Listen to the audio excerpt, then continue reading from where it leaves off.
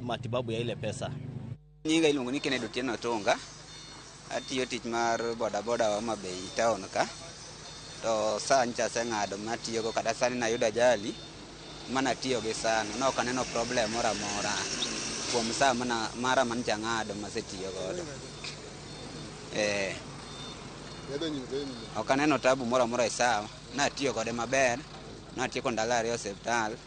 Nawuok maber. Kendo koro aneno ka ndadhi maber asechako tich kendo aduogo e pap mondo ati. An iluonga ni Eric Onyango Loch.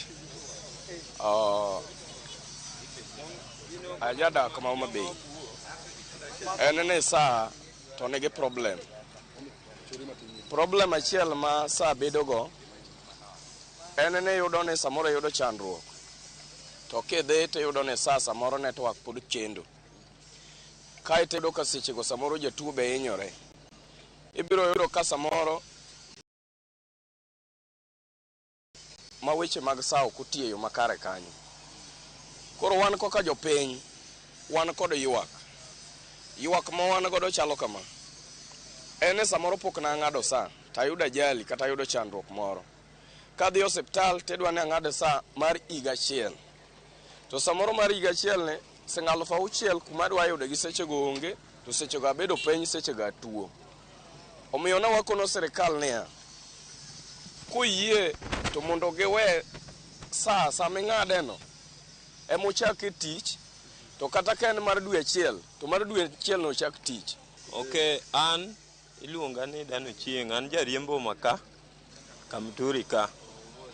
Wach manyalo wacho kuom saa en ni saa an awuon to pok abedo matuo madhi osiptal mondo ati kode. Challenge mantie saa kanyo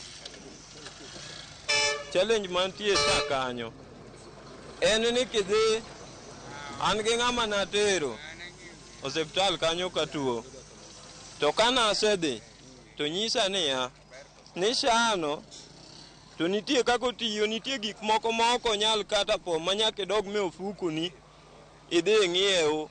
Saano nibiro matiyo chieng' migoli eka ubiro tiye bil. Koro an kanye kama naneno ka pek, nikech samoro be kidhi ng'ade tinyisi ni igoni mondo ichule kata higa 2 kata higa 1, samoro ionge pesa no. An mane kama nene ka opek na godo. Koro an anyalo kwayo ni ka sirikal oyie to ng'iyane yo monyalo lose go ma samoro kata ka gimo midwaro no be onyalo kata pok ni ori ni nitie gik moko mobiro chung'e to gi moko ok ochung'e, samoro ionge pesa. An kanyalo wuoyo jo Kenya. An nyicha dhi osiptal. Nadhi osiptal. An leo ni Otieno uko. Wan jo Homa Bay kae mantie ematime tija mar ohala. To nyicha dhi osiptal ka tuo. To noyudo kapok ang'ado saa. To watna moro nokelo na saa mondo konya. To noyudo ka koro saa no ok nyal tiyo. Ikoni mari ni nyicha chulo pesa matin.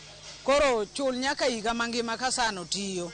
Nochanda mano koro chulo pesa kas. Koro an wach sano kenyal konywa to ng'i kaka ikonya nikech nyang'ade. Koro nochuna mondo ang'ad mara to kona ni nyaka chul higa, to higa no ba onge gi pesa madwa chulo godo. Koro wan matek jo sirikal konywa uru e yor saa manyo biro ni